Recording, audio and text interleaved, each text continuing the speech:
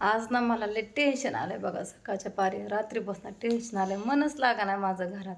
आता म्हणता काय झालं बघा.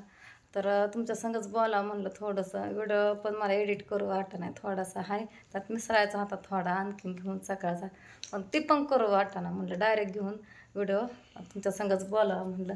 तर दुर्गा पण रडत होती बघा.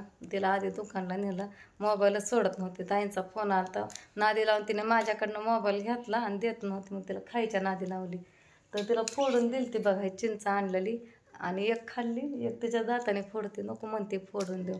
ओम पण आहे तर ते पण आता बरं आहे बघा, थोडासा त्याचा पाय सुजलेला. तर बघा मी काल ह्यांना फोन केला होता. काल बघा दुपारी 2:30 वाजता बघा. त्यांनी काय फोन उचलला ना, मेसेज टाकला होता कुठं आहे म्हणून काय. तर ते पण नुसतं बघितलं, रिप्लाय दिला नाही काय नाही. आणि त्याच्या आधी बघा त्यांनी 2दा मला व्हिडिओ कॉल केला आणि असं झालं की मोबाईलचा आवाज झाला सायलेंट पुरीकडनं, दुर्गाकडनं बघा. म्हणून काय मला मोबाईलचा आवाजच आला नाही आणि सारखा आवाज सायलेंटच होतो मोबाईलचा. पोरांच्या हातात मोबाईल असतो कधी कधी आणि जास्त करून माझ्याकडे मोबाईल नसतोच. फोन आला पुरता आणि व्हिडिओ पुरता मोबाईल असतो माझ्या हातात. आवाज नाही आला, त्यांना आला राग, फोन नाही उचलला म्हणून. काय झालं त्यांना काय माहिती, फोनच उचला नाही तर रात्रीपासून.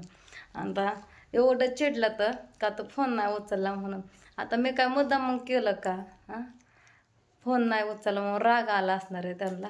प्रत्येक बारीने मी फोन उचलते, माझ्या जवळ असतो फोन सारखा, हातात काम करताना पण पुढंच असतो. त्यांचा कधी पण फोन येतो आणि मी पण कधी पण करते त्यांना.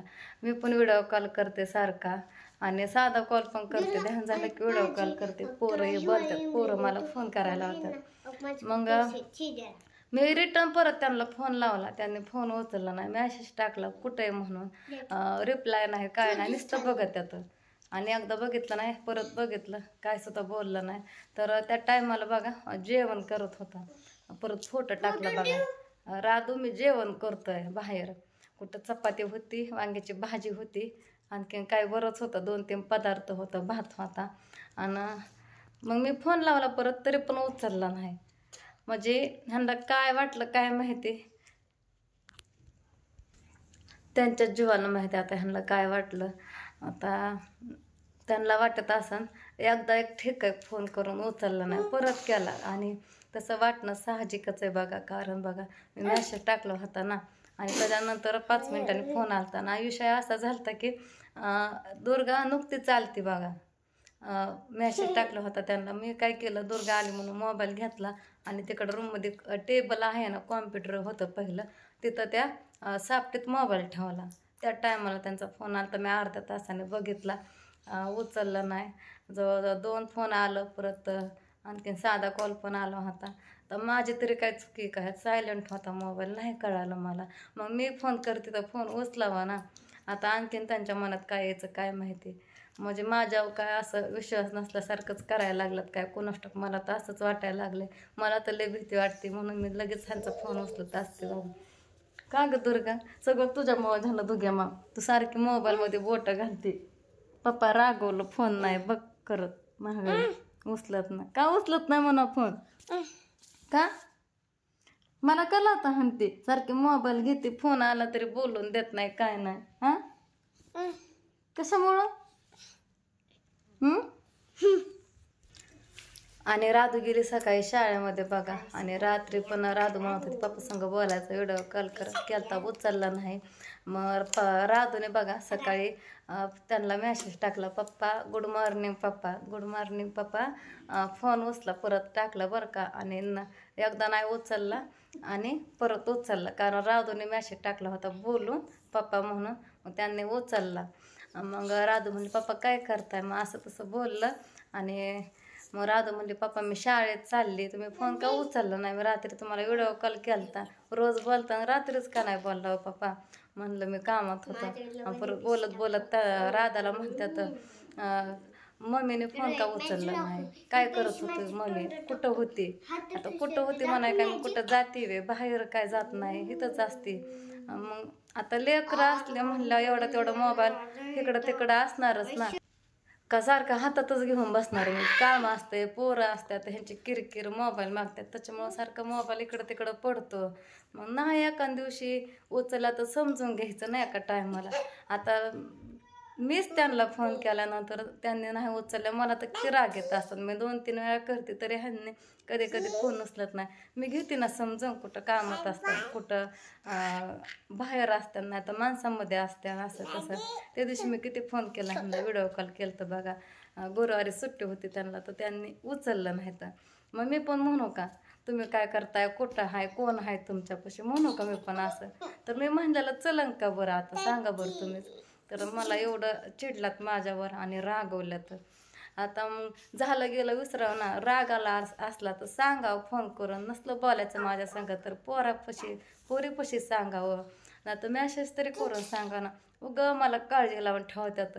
मला एकतर करमत नाही ह्यांनी असं केल्यावरती, मन पण लागत नाही घरात. कसं तरी मी आता शिकवत ह्या 4-5 दिवसामध्ये कशी तरी करमून घ्यायला लागले. कामाच्या नादी लागते, पोरांच्या नादी लागते, तिकून तर 4 दिवस चांगलं गेलं की ह्यांचं झालं चालू परत आणखी.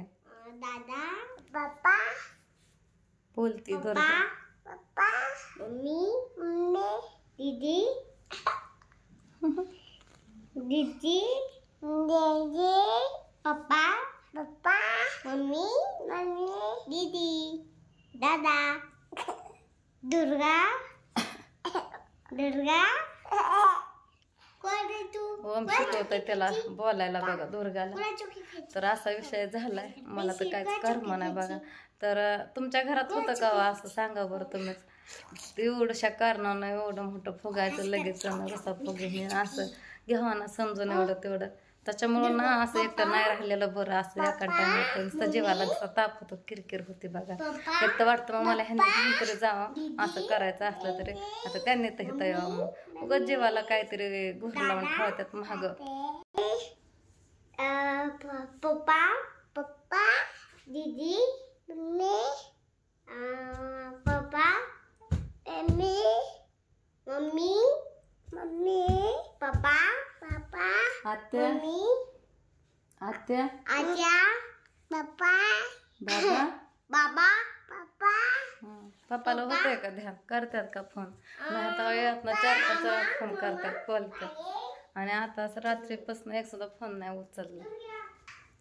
तर दुर्गा बघा मध्ये मध्ये बोलते. ओम शिकवतोय तिला बोलाय, ती बोलती बघा. मनाला आले की बोलती. काय झालं ओम? पाय दुखायला लागला, एका जाग्यावर बस मी आलीच. तर त्याला सारखं ध्यान ठेवावं लागतंय. पाय हे दुखतंय, थोडासा आणखीन दुखतोय बघा त्याचा पाय. आज काय शाळेत नाही लावला, मॅडम म्हणल्या होत्या नका लावताय शाळेत 2 दिवस, आजचे दिवस नाही लावला, सोमवारपासून लावेन त्याला बघा. तर माझं तर डोकं ना भदिरच झाल्याने झालंय बघा. मला तर काहीच कळलं नाही काय करावं काय नाही. एक तर ह्यांनी बोलून दाखवलं तर बरं वाटतं, तर 2 सक्क दिलेलं बरं वाटतं. एकटा तर नाही पण तसं तिकडं आहेत पुण्याला. म्हणजे असाच त्याचा अर्थ झाला ना, माझा विश्वास नसल्यासारखं. एक तर मी दारं दिवसभर लावून ठेवते, सकाळनं सुद्धा माझी दारं घराची उघडे नसतात बघा. फक्त राधू शाळेत जाताना आणि घरादारातलं पावरसं काढताना एवढीच फक्त दारं उघडं असतात. नाही तर सारखी मी काम करताना सुद्धा मी दारं लावून घेतलेले असतात. आणि आत्या आल्या ना संध्याकाळी तेव्हा 1-अर्धा तास दार उघडं असतं. साधं कदा दार माझं बंदच असतं घराचं.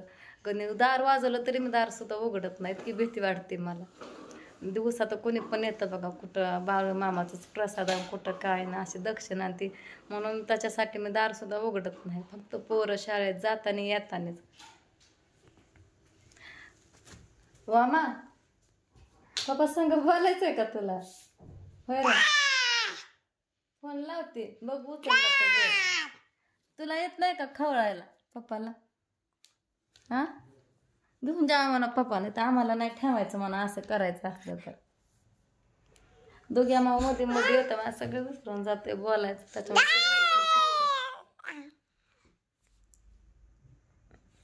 चलू आम्हा, झोप तिकडं, चल चल तिकडं. हा चला चल, तुला हे कर, आराम कर थोडा वेळ. चल आता पोरांपुरता तो भाकरी करते, रातूला चपाती आणि शेंगदाण्याची चटणी बेसन पोळी करून दिली होती. म्हणजे मम्मी भाजी नको काय, येईन ती पण थोड्या आणि शाळेत ना. चला कपडे धुवून घेते आता. बाळा तसं नाही झोपायचं. बाय बाय कर. बाय बाय कर. बाय